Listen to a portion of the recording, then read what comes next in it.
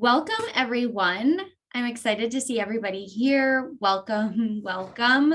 So today we are going to be talking about why should I give? That's a huge question from many of our donors. And we have Nathan Hill here to speak about it. He's from NextAfter. He is the Vice President of Marketing. NextAfter is a fundraising consulting research lab and institute on a mission to unleash generosity. Having worked in both large and small nonprofits, Nathan understands the day-to-day challenges of running nonprofit programs while also trying to manage fundraising, marketing, websites, emails, advertising, pretty much the one-man show, right? Nathan has trained hundreds of nonprofit marketers and fundraisers and proven online fundraising strategies, including PBS, Save the Children, the Humane Society, and more, and has spoken at events from AMA, CauseVox, Nonprofit Hub, Social Media Week, and more. We're really excited to have Nathan here today, and I'm going to have him jump on right after I go through a few slides here. So let's talk about CauseVox. CauseVox is a digital fundraising platform for nonprofits. We help raise more with less time and effort. You can grow CauseVox through donation forms, campaign pages, pledge donations, event ticketing and raffles, peer-to-peer fundraising, just to name a few. We offer best-in-class fundraising platforms that make it simple and easy for you to run high-performing fundraising initiatives. Also, when you work with CauseVox, we're alongside you and we provide incredible hands-on support so you can get started in no time with less stress. And of course, our social mission is to educate and equip. Not only do you get to do amazing free fundraising educations like this, but you also have a library of best practices, guides that are being updated all the time to include amazing practices and key strategies that are reflected from the data we get about donations and giving. So we really try and keep our education pieces up to date for our clients. You're able to raise more with less time. We avoid that clunky and complex software so it's easy for your donors to give instead of being afraid.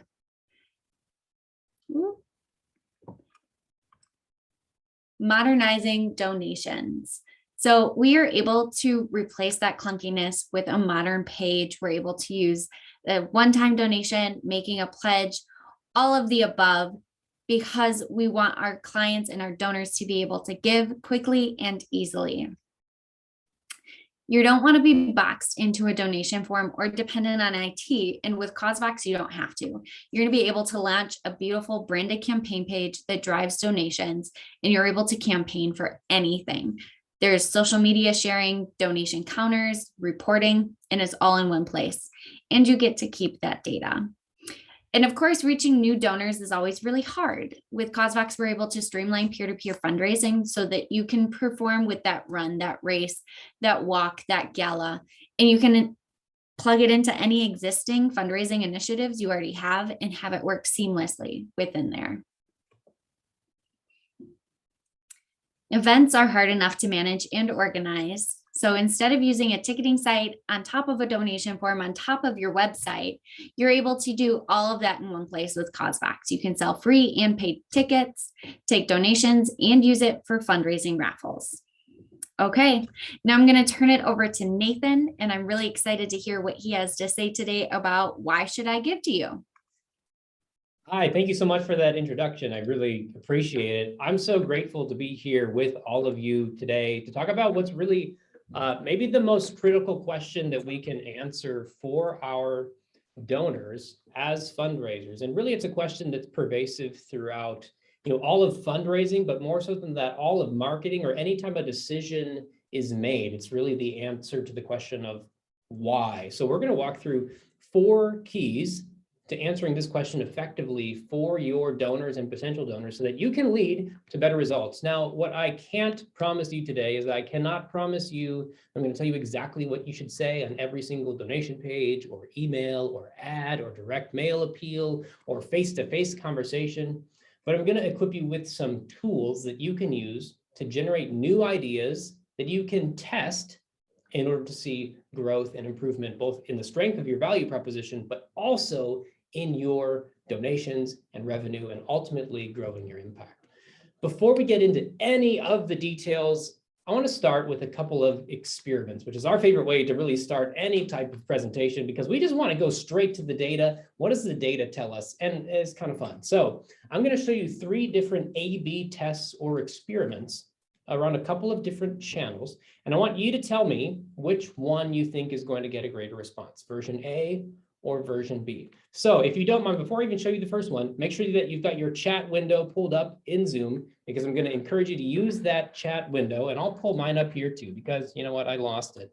I'll pull it up here so that I can see your responses.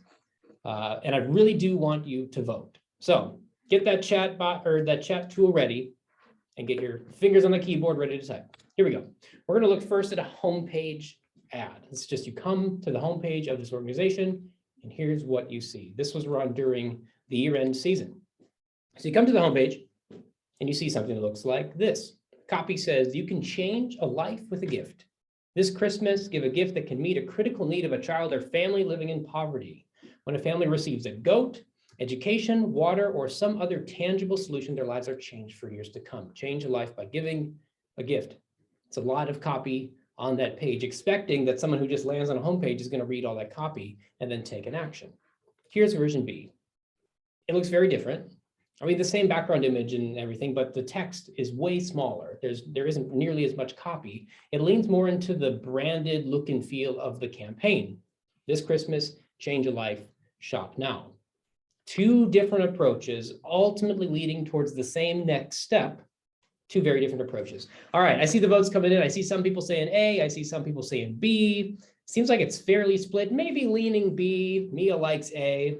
You know what, Mia? It's a great answer. I like A, it's clear to me, but I also like B because it looks very aesthetically pleasing. Are you ready for the answer? To get ready, can you hear my drum roll? I'm not going to show you the answer quite yet. We're going to come back in a couple of minutes and we're going to look at the results of this experiment and the next 2. So hold on to your answers. Keep them in mind, and we will come back. Here's an email. This is a very different look and feel than what we just looked at. Here's version A of the email. This is an email appeal sent out by our friends at CaringBridge. We're not going to read all of the copy. We're going to come back and look at this one actually way later today in our session and dive deeper. But just all you need to know right now, look at the copy. It's fairly succinct in terms of the length of it when you compare it to version B, which is very long form. Typical best practice would say that you don't want to write long form copy in a digital communication. People aren't necessarily reading that much. Most people are skimming. But this is version A and version B. They ultimately both lead to the same donation call to action. They take 2 different approaches. One focuses on exactly what your gift is going to do in a succinct approach. Version B, longer form, more copy, uses story, but it's longer form and maybe takes more time and commitment to actually understand or read through. So get your votes in. Do you think version A or version B is going to lead to more donations?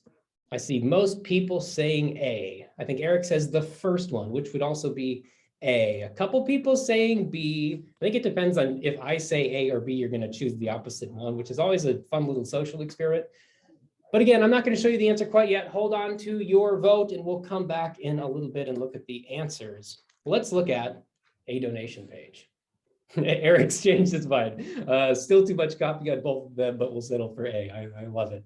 Okay, here's the donation page. Here's version A. It's got a headline at the top. Illinois' comeback story starts here. You've got a little bit of copy that says, together we're writing the next chapter of Illinois' comeback story. And then you go straight into the form. So you see the form, the donation form, right when you land on the page. It's easy to get there and see where to give. Version B is different. Same general template, but now there's a lot of copy on the page that's pushing the form down below the fold, which typically is a best practice that we want to stay, or we want to stay away from putting forms below the fold. Is typically the best practice approach because it's harder to see where to give. And if you come to the page, it takes longer to actually get down there.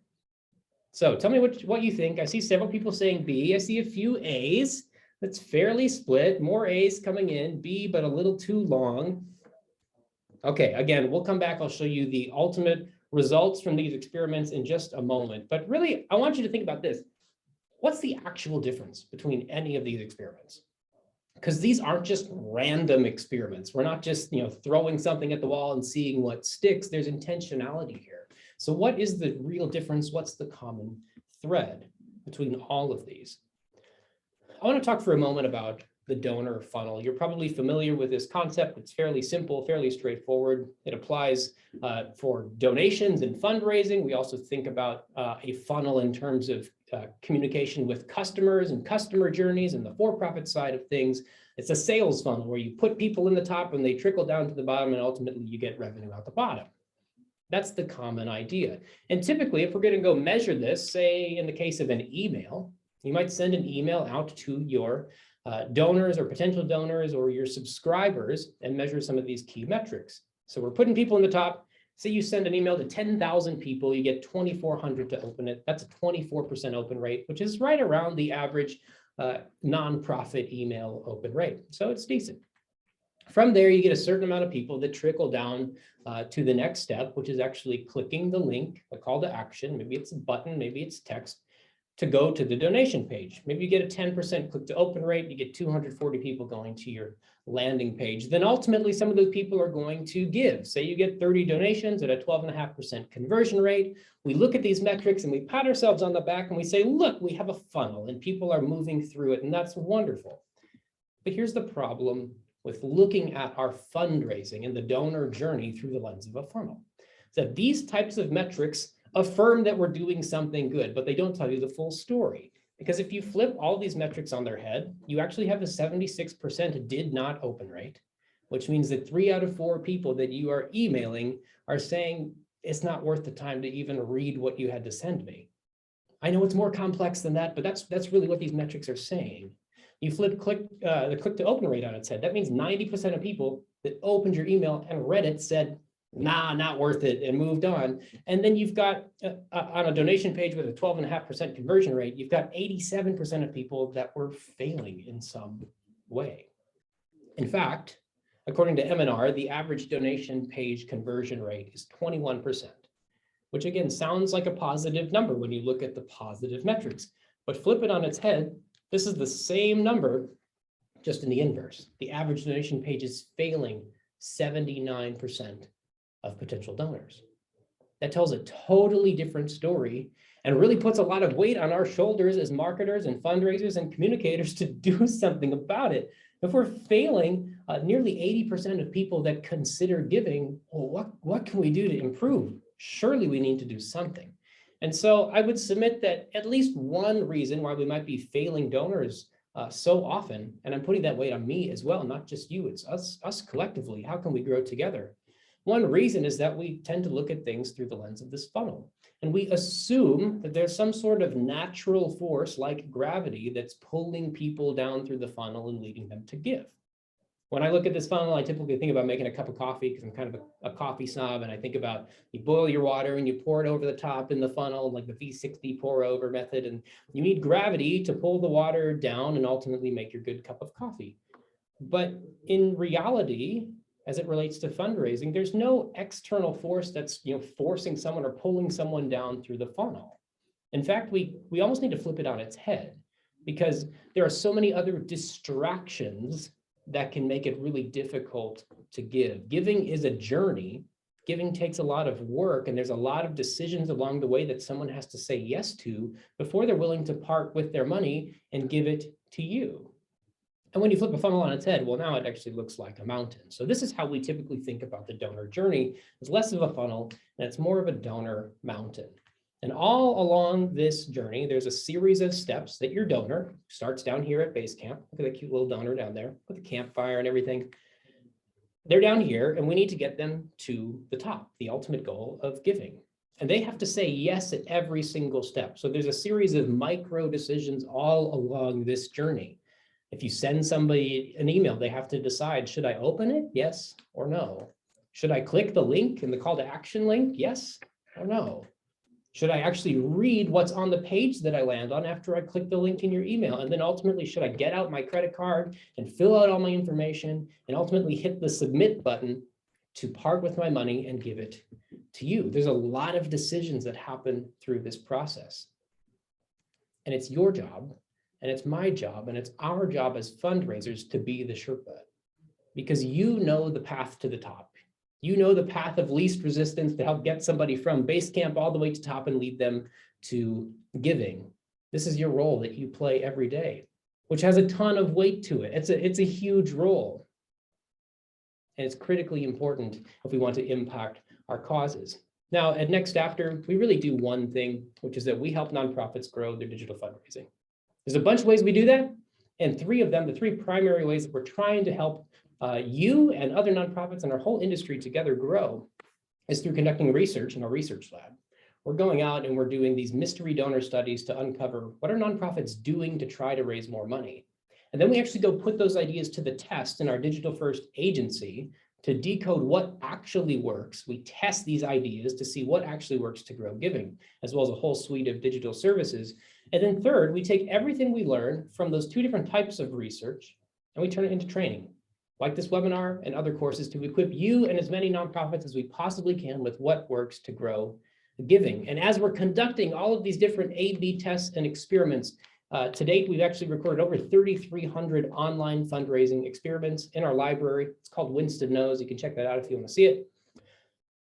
But over time and over the years of testing, the most common thread that we have seen that has the highest likelihood of making a dramatic impact on someone's likelihood of giving is the value proposition. And that's what we actually see at play in all these experiments.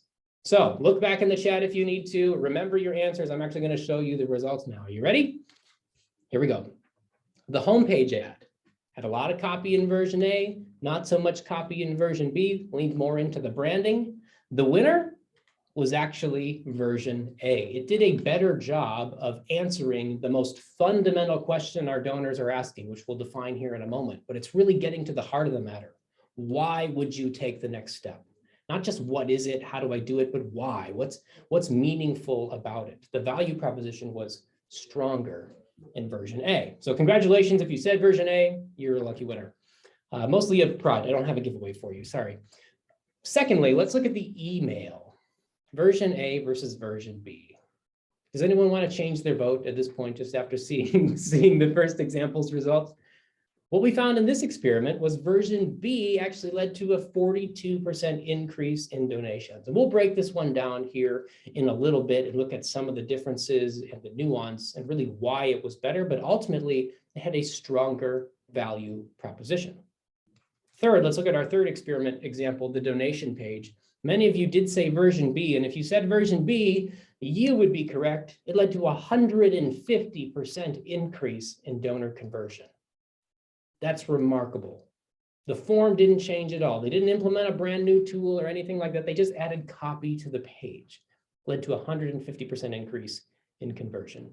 All of these experiments are using value proposition at the core to lead to these greater increases in performance. So what on earth is a value proposition?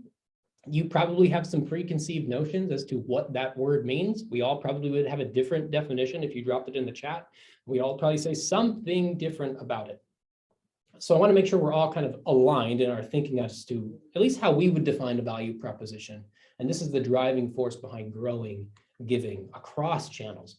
Let's actually define first what's not a value proposition, because these are some common ideas around it. Number one, your value proposition is not your mission statement.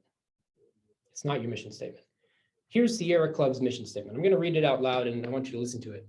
Put your best, or try to put yourself in the shoes of a donor and listen to the statement. To explore, enjoy, and protect the planet, to practice and promote the responsible use of the Earth's ecosystems and resources, to educate and enlist humanity to protect and restore the quality of the natural and human environment, and to use all lawful means to carry out those objectives. This mission statement is critical, and it's very important for Sierra Club, and your mission statement is critical for you and for your organization to drive decisions that you're making. Where are you going to focus your time and your effort and your people and your resources? What kind of strategic investments are you going to make to try to solve the problem that you exist to solve? The mission statement is a very internally focused message that's supposed to be empowering for you and for decision makers at your organization to know that you're on the right path. But it is not written to be donor focused. You can't just go copy and paste this onto a donation page or into an email appeal and expect it to turn around results. It just isn't written for the donor and from their perspective.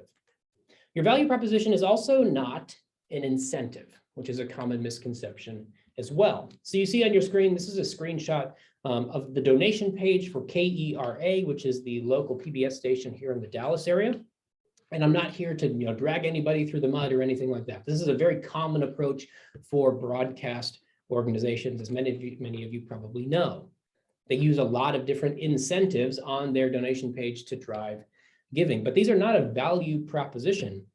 Typically, if you're going to put an incentive on a donation page, specifically this one, I come to the page and I'm more considering what can I get for myself, as opposed to what kind of impact can I make with a gift.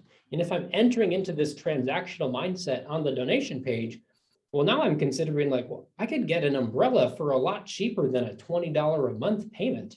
I could go get it for $5 at Target and like the little discount thing when you walk in. I don't have to give a $20 a month gift just to get a branded umbrella. So incentives are not the value proposition either. There's a time and a place and a role for those, but the value proposition is this. Here's how we define it. It's the answer to one critical question, which is, if I am your ideal donor, why should I give to you rather than to some other organization or at all? I'm going to read that one more time just so you can think about it, let it sink in. If I am your ideal donor, why should I give to you rather than some other organization or even at all? Because I don't have to give. What I want you to do for the next 60 seconds, and I'll watch the time here, I'm going to pause, I'm going to close my mouth for a second, and I want you to take your best shot at answering this question. So pull out a pen or a pencil and a notebook, or pull up a note on your screen, and I want you to write out in a couple of sentences, just really quick, how would you answer this question for your organization? Go. I'll read it out loud one more time as well. If I'm your ideal supporter, why should I donate to you rather than to some other organization or at all? I'll give you a moment to think on it and jot your answers down. And then you can jump in the chat and tell me when you're ready to go.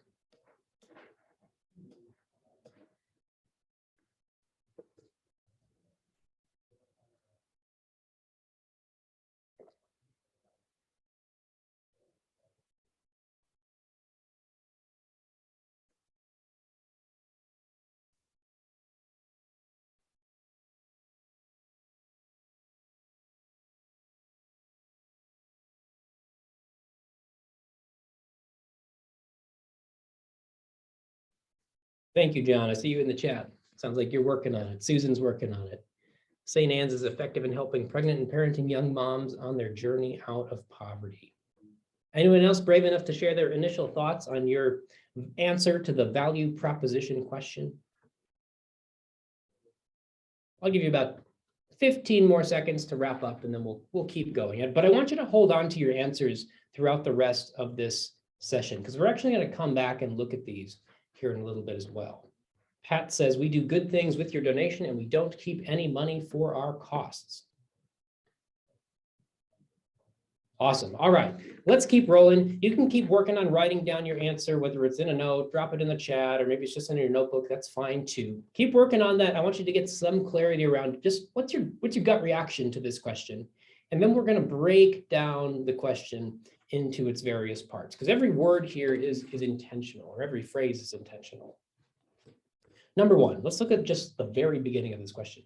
If I am your ideal supporter, who is I? Number one, I is your ideal supporter. We're not trying to write an answer to this question for every single person on planet Earth.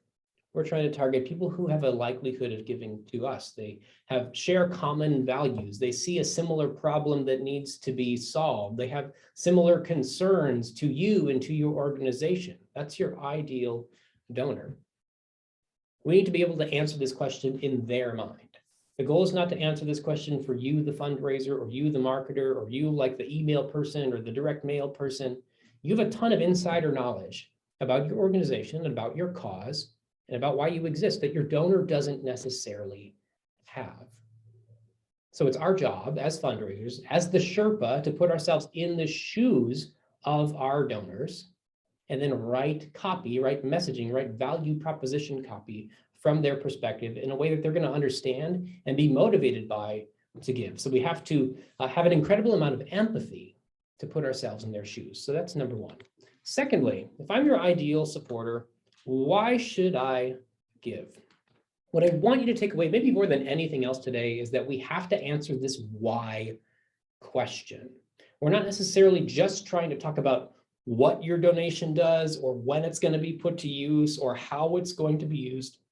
Those are all helpful things to boost the strength of our value proposition for sure, but we have to answer the why question. This really gets at sort of like the heartstrings behind the appeal. Not just what can my gift do, but why would I give it? What kind of impact can I really make? Why is it meaningful? So that's number two.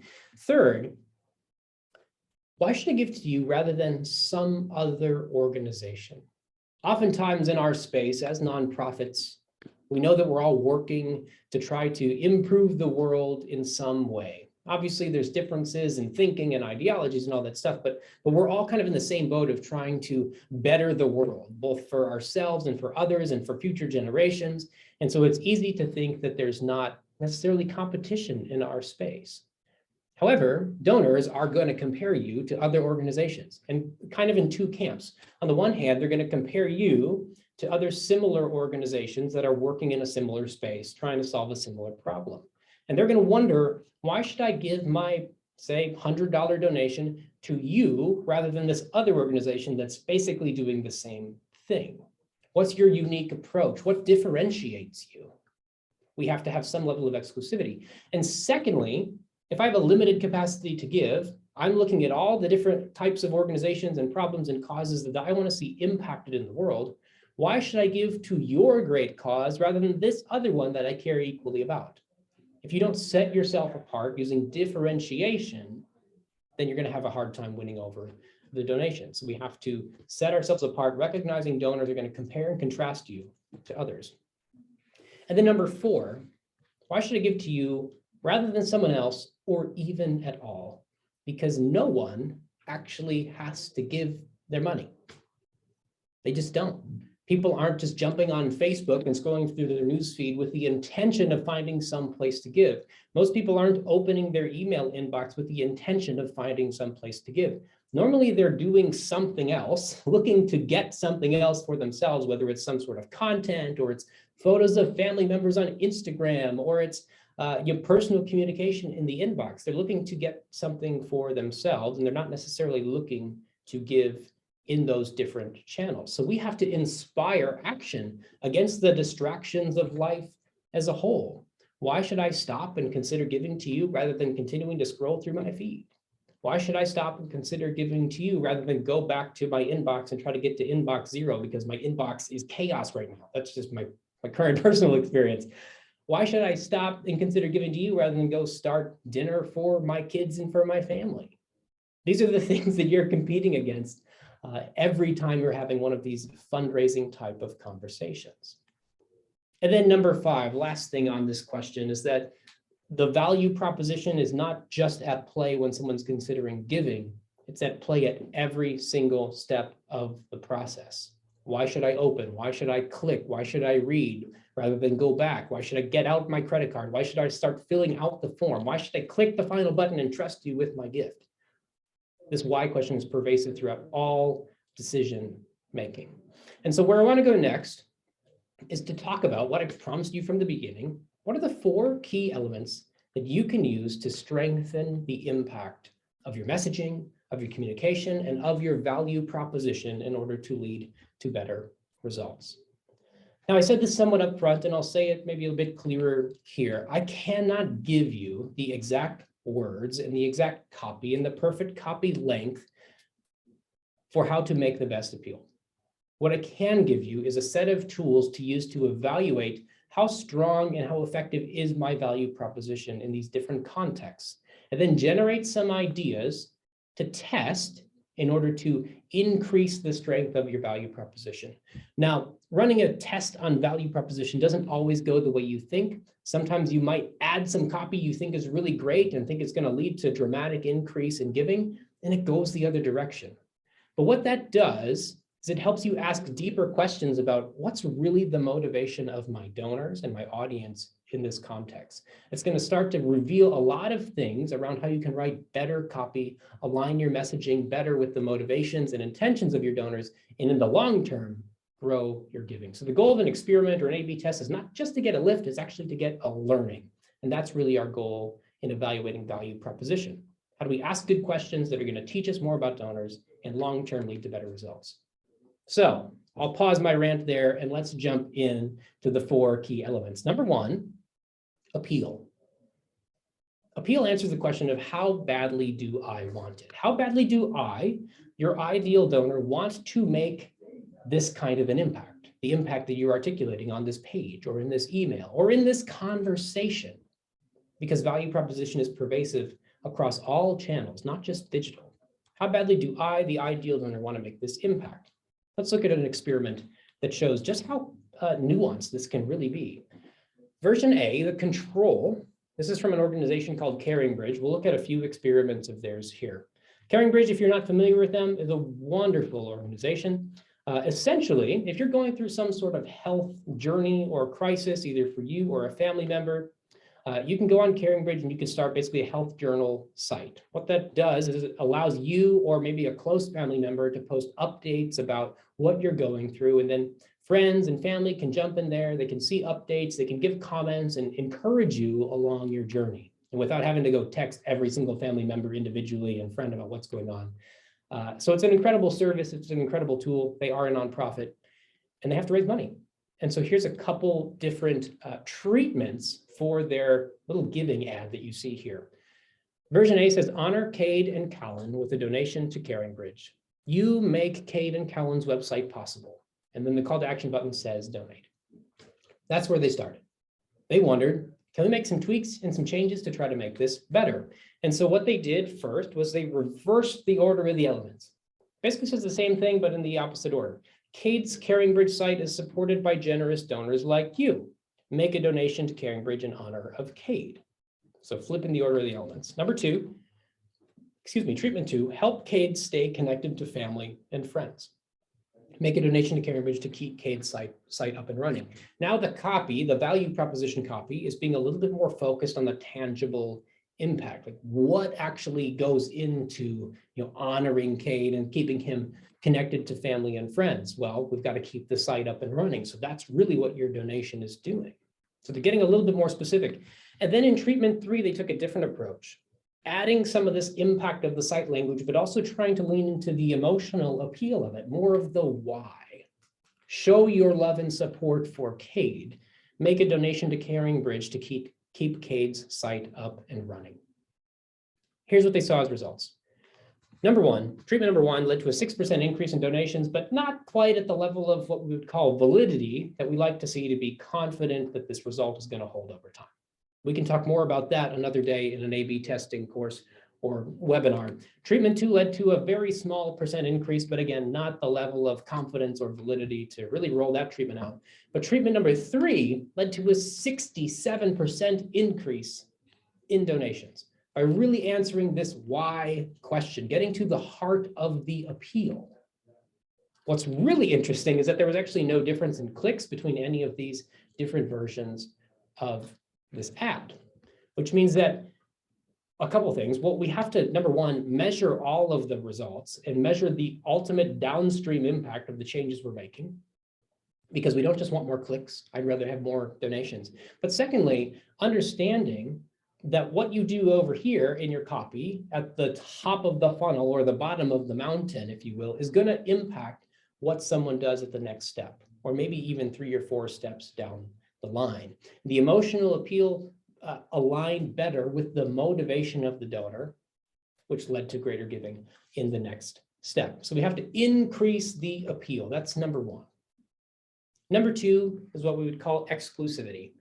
Exclusivity answers this question of, can I get this somewhere else or anywhere else? Really, can I make this impact somewhere else or anywhere else? This gets back at that idea of differentiation. How are you different than other similar organizations or even just different causes? What sets you apart? Here's another CaringBridge example that I think is really interesting. This is what they call their giving widget. And this is during a high urgency campaign, I believe during the year-end season. Here's version A. It says, make a wonderful tribute donation, honor Deborah with your donation, help CaringBridge connect people with love and support. And then you fill out the little form to leave a message, and then you go on to the next page to give your gift. Version B reads a little bit differently. I'll underline a couple of things for you. Deborah's asking, what was element number 1 again? It was appeal. Appeal. All right, the personalized ask, version B. The copy says, honor Deborah with your tribute donation. I'm going to underline that for you right away because there's a clear difference in these headlines. Version A, make a wonderful tribute donation.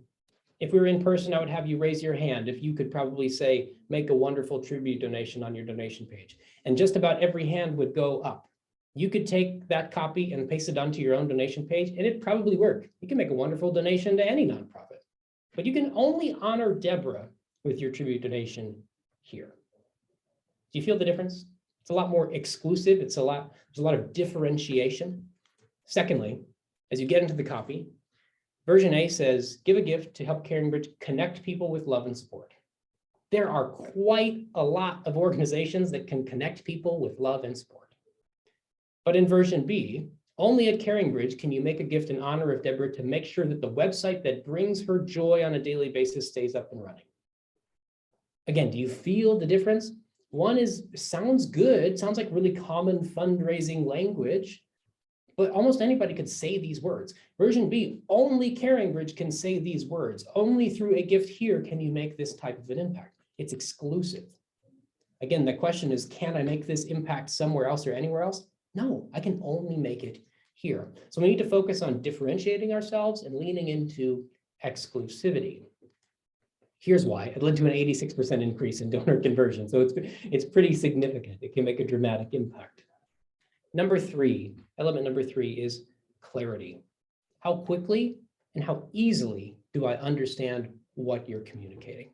Because you can have high appeal and high exclusivity, but if no one understands what you're saying, then no one's going to give. So we have to be abundantly clear. And I could show you a lot of different examples of how this can be done in copy, but I want to show you something different to show you that value proposition is not just about the copy. It can also be influenced by layout and design and someone's experience. So again, staying on the same thread of looking at CaringBridge, just so we have a single organization to wrap our brains around here. Version A is what it looked like when you came to their homepage on your mobile device. So you see it's kind of that narrow screen. If you go there on your phone, this is kind of what you're going to see. And there's a bunch of different things happening. You see copy at the top, share, connect, and rally support. You've got the menu. You've got visit a friend's website. You can start your free website. Then there's a button, and you got more copy, and then there's stuff down below. There's a lot of things going on.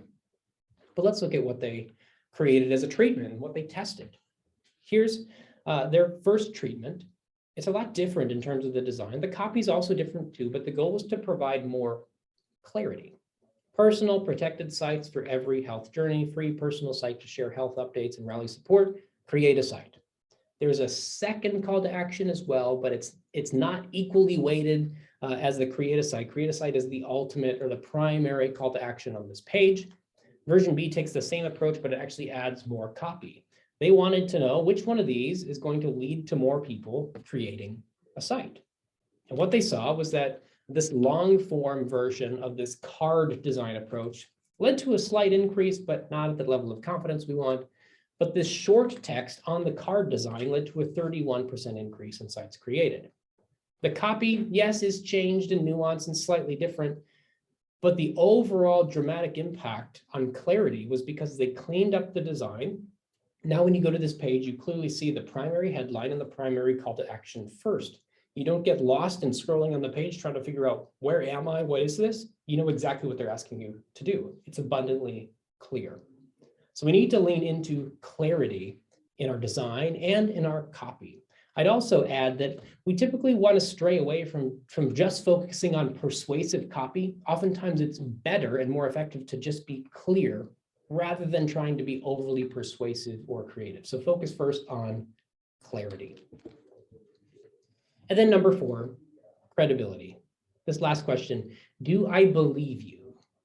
Do I believe what you're claiming is true? And maybe a better word for credibility here is just trust.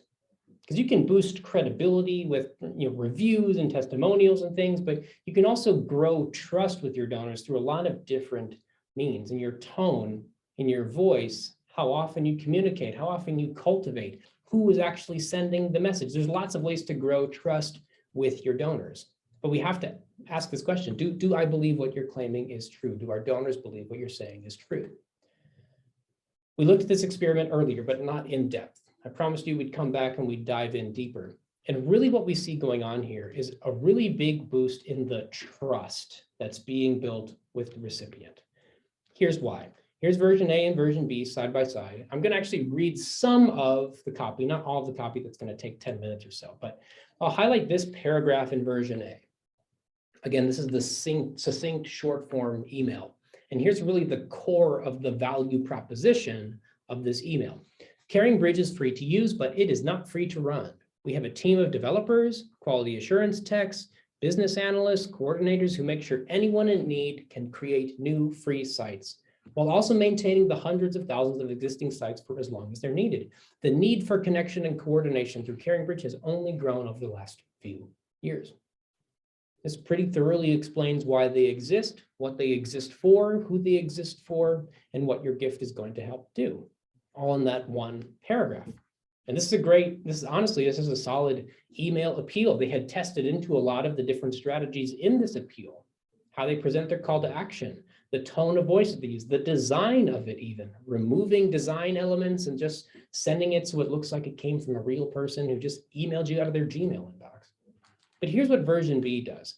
It has the same ultimate call to action. It's trying to explain the same sort of things as version A, but it uses more of a story-driven approach, leaning on a testimonial from someone who has experienced the impact of CaringBridge. Her name is Courtney. And so in this email, it says, let me tell you what your gift is going to do. And it doesn't just rattle off all of the things that your gift does, it tells you a story. Courtney was a nurse when she was diagnosed with breast cancer at the age of 37. Her family stepped up to take care of all the needs in the present. She says, I knew my kids were always somewhere safe. Later on, it says she decided to face her health journey with optimism and with positivity, and she shared that attitude with everyone who read her CaringBridge journal.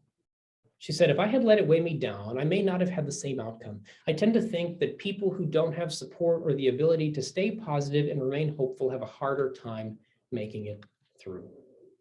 And the CaringBridge journal gave her this outlet to post what she was going through and share what she was going through. It also gave her this space for people to encourage her to stay optimistic and to stay positive, and also to let her know that her needs and her people, her family, her kids are being taken care of, that they're okay. Let her focus on her own health journey and recovery. And then from there, it goes into the ultimate call to action. And by building trust, by using this testimonial style approach to the appeal, led to a 42% increase in donations. Now I can actually see the impact of my gift. I understand the why, and I trust you because someone else has told me how meaningful it was to them. So there's your 4 key elements: the appeal, the exclusivity, the clarity, and the credibility. What I want to give you before we wrap up is a very simple way to evaluate the strength of your own value proposition. So if you wrote down your value proposition answer just a few moments ago, pull that back out, make sure that's on your screen somewhere. And as we go through this quick scoring model, just give yourself a quick score as to what you wrote, because it's going to generate a couple ideas for you, I'm sure, as to how you can keep improving it. Here's how you might score a value proposition. We're just going to use this red light, yellow light, green light kind of model. It's very easy. I don't want to overcomplicate it. Again, the goal here isn't to make this an exact science. It's a bit of a science and an art form. I just want to give you tools so you can see how you might improve and strengthen your value proposition and then test those. So as you look at your own value proposition answer that you jotted down, how badly would your ideal donor want to make that kind of an impact? And again, we're not focused on the entire globe and everybody on planet Earth, just your ideal donor. How badly would they want to make that impact? Is there no interest at all? That's probably a red light. Or is it like, I live for this and this is the ultimate thing that I want to see solved in the world? That would be a green light, high interest. How about exclusivity? Where else can someone make this type of an impact? As you're writing copy in an email or for a donation page or for a direct mail appeal, where else can someone make that type of an impact? Is it really at any other organization? Because I can give hope pretty much anywhere when I give. Or can I only make this type of an impact here through your organization? Nowhere else can I make this type of an impact. That would be a green light. How about clarity? As you read your copy and you read back through your copy, it's hard to do this one ourselves because you're the one that wrote it, so you know all the nuances. You might need somebody else to score your value proposition on clarity for you. How well would someone understand this? Is there really no clarity at all? Like you're saying a bunch of stuff and I just don't get it. Or is it absolutely crystal clear? I get what you're saying and I want that. And then finally, credibility. How much do I believe and how much do I trust you? Maybe what you're saying is true, which I would hope everything you're saying is true, but is it hard to believe because either the impact is so tremendous, it's just hard to even wrap my head around? Maybe you need some other metrics and stats or testimonials to boost that level of trust and credibility. Or is it abundantly clear and easy to believe? I read it through and I say, yeah, not only do I understand it and want it, but I believe that you can do what you say you're going to do with my donation. We're going to build that level of trust. Finally, I want you to put this red light, green light idea into action. I laugh because we've been playing red light, green light with our kids basically every night going to bed. That's how we make it fun to get them from one side of the house to the other to their bedroom. So now we're playing red light, green light here. It's coming full circle for me. But let's look into some value proposition examples. A little public service announcement for you. The two examples we're going to look at, these organizations are actively running A/B testing and experimentation to try to figure out what's going to lead to better results. So we're not here to be overly critical. We're here to put these tools into action to see what ideas can we generate that might lead to a stronger value proposition. That's our goal. So let's look at this example from Save the Children. And I want you to get your fingers on your keyboard, get ready to jump in the chat, and I want you to tell me what you think of this donation page related to those 4 key elements. So I'll read it out loud and then I'll ask you a question. So get ready on your keyboard to answer. Save a life, donate today. Vulnerable children need you more than ever. Right now, children are living through a global pandemic against the backdrop of hunger, conflict, and natural disaster. Your gift today can help make change that protects the lives of children, families, and their communities. And then you've got these 3 gift handles. $50 can provide enough food to keep 3 children from going hungry for a month. $150 can wrap 30 warm, cozy blankets around children affected by conflict. And $300 can provide 150 face masks to refugee health workers on the front lines. Join us today and make change for children. There's the primary copy on the donation page. And so what I want you to tell me, jump in the chat and let me know, how badly would the ideal donor for Save the Children, do your best to put yourself in their shoes, someone who values children and their rights and advocating for them, how badly would they want this? Susan says green. Any other thoughts? You just say red, yellow, or green. Karen says green. Kamal says seems pretty green to me. Carolyn says yellow, a couple yellows, maybe a few more yellows. I would actually put it at a yellow, and it's not bad. And again, I'm not trying to be overly critical. And if I care about children, there's definitely a really good appeal here. But if I'm trying to generate some new ideas as to how can I strengthen the appeal, well, maybe you could add some more specifics on the scope of the need. Okay, I trust you and I believe you because there's some brand reputation built up through Save the Children. I believe that there's a need, but can you illustrate maybe how deep the need is, how widespread the need is? Because if I can understand the problem more, that actually strengthens why I might give and the strength of the appeal. So there's probably some room for improvement, but you've got to test into it. Okay, that's appeal. Let's think about exclusivity now for a moment. How would you rate the exclusivity? Where else can someone make this type of an impact?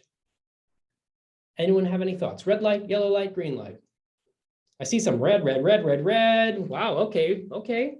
Lots of red, a yellow from Pat, yellow or red from John. Wow, okay, well, I'm curious what you think because I actually scored this fairly high. And this is a really critical thing. Your view and my view and anyone that you kind of bring to the table is going to have a different perspective on this copy. So as we're evaluating value proposition and trying to build one for your organization, you need all the minds in the room. You can't just do this in isolation. Because I would have given this a fairly decent score. And I was teetering between yellow and green because there are a lot of organizations that serve children and do international relief type of work and advocacy work. But as they got into the gift handles, that's really where it got me. is that even though I'm not directly comparing, Save the Children to what, like UNICEF and AmeriCares that Robert mentions, I don't know exactly what their programs are. The level of clarity in the gift handles adds some exclusivity to me, because I'm starting to see, wow, this is their approach, and I'm starting to clearly understand it, and that might make them stand out. How much is it going to take to keep 3 children from going hungry? They're going to provide warm blankets to people affected by conflict. They're going to provide masks in areas where they need masks. So I'm starting to see some of the specifics, but you're welcome to your own opinion here too. I see lots of people that have other ideas, and that's fantastic because you can put it to the test. Again, trying to give you the tools so you can generate your ideas about what might work and then see what the donors tell you through testing. Pat really disagrees with me. That's okay, Pat. It's okay.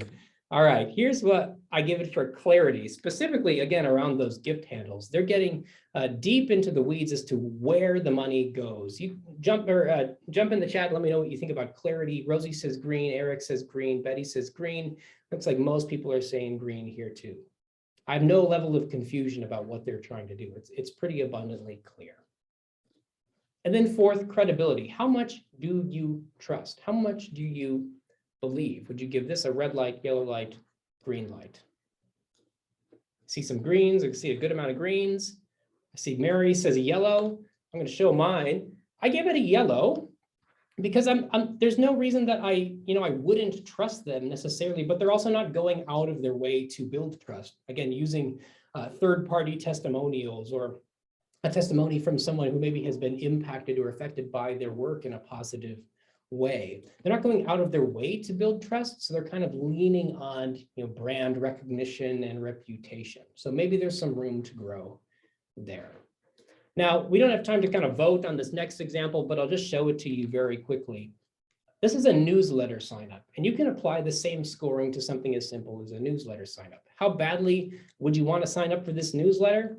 It's probably not great because I don't really know what the impact is that it's going to make on me. I can get stories about this organization, and that's it. How is that really going to impact me? I'm not quite sure. Exclusivity, I can get a newsletter pretty much anywhere. Maybe it's a little bit exclusive because I can get uplifting stories about Shining Hope in the US. That's a little bit more exclusive, but still, I can kind of get stories pretty much anywhere. Clarity, I would love to know more about this newsletter and how often you're going to send it, what type of content is going to be in it. Is this a weekly thing? Is it a monthly thing? Is it a daily thing? I don't know. I'd like more clarity. Credibility, well, again, they're not going out of their way to build too much trust, and because they're not being specific about how often and the frequency and the content, well, now I don't really trust what you're going to send me necessarily. So we can apply the same scoring model anytime someone is making a decision, whether it's a donation or a newsletter or otherwise. Let's wrap up. Here's what I'd like you to do later after this webinar wraps up, to get some time later this afternoon. Pull up your main donation page and ask these same 4 questions of your own page. It's going to generate some new ideas for you to strengthen your value proposition. What's the appeal? Is it clear? Is it exclusive? And do people trust you? What I want to leave you with is access to a brand new course called Why Should I Give to You? We actually just released it yesterday. You can actually get 30 days of free access to this course to dive even deeper. You might be feeling like we just covered a lot, and we did cover a lot of ground in a short amount of time, but there's far more to get into. We've talked mainly about the primary value proposition, which is focused on your organization as a whole. Why do you exist? And what's the problem that you exist to solve? This course is going to walk you through some exercises to really define that, giving you some tools and worksheets to generate claims of value, see what has the biggest potential to make an impact, equip you to test your best ideas, and then start to contextualize it for different people, different audiences, who are climbing different mountains, leading to different goals, whether it's a one-time donation, a recurring donation, a major gift donation. We're going to talk about different mountains and different goals. We're going to talk about different pathways, because there's not just one way to the top. There's different pathways, and then all the little obstacles along the path. How do you use value proposition at every single step? So that's what you can expect if you dive into this course. Feel free to scan the QR code on your screen or go to nextafter.com/free VP course. You can get access to it for 30 days for free. Thank you so much. Hopefully this has been helpful. I believe we have a little bit of time left for some questions. We do. So Awesome. there are a couple in the chat already. So the first one I want to talk about is if you know someone personally to ask as a major donor, is a personal letter better, or is the same appeal letter that you would send to others that you don't know better to use? Great question. And I'm not going to pretend to be an expert at major giving because I absolutely am not. I've spent most of my time in direct response digital type of work. And that's really where I'm going to lean into my expertise there. So I'm not going to pretend to give you an answer that about something I don't know about. I would say, here's my kind of one comment on major giving as it relates to using digital channels and your ongoing, maybe templated style communication. Oftentimes, what organizations do, what fundraisers do, is they segment major donors out into different communication streams, which has the best of intentions to give them more of a one-to-one personalized catered approach. And that's awesome. However, we see many cases where someone has been cultivated just by the quote unquote generic stream of email cultivation, maybe getting an ebook or activating a free course or signing a petition, and that person goes on to become a major donor. So why would you exclude them from this valuable content that you might be using to cultivate donor relationships just across the board? So I would be hesitant to just exclude people from that, but just add on maybe that personal one-to-one approach in addition to ongoing communication and cultivation. The next question actually kind of dovetails off of that. What is a good way to reach new potential donors that are not yet in that newsletter? Yeah, that's a fantastic question, because we often would say that the biggest indicator of your ability to raise more money online is both the size and the quality of your email file. And so that's where I would focus, is not so much how do we go run some ads to new audiences to get them to donate, but how do we get them to take that first next step of becoming a subscriber? I could share a link that has a bit of a breakdown of our typical approach. We've got lots of training on it, but essentially, we focus first on creating valuable content that a donor is going to find valuable. It's going to provide meaning to their life, but it's also relevant to you. And so we'll run some different advertising on Facebook and other channels to get someone to engage with an ebook or a course, or maybe it's a quiz or a survey or a petition that gets them to say yes to that first step and acquires their email address. And then right away, you can turn around with what we call an instant donation page to ask for a donation. And then you can also cultivate that new lead over time to become a new donor in time. I love that. We have time for one more question. If anybody has one, drop them in the chat below.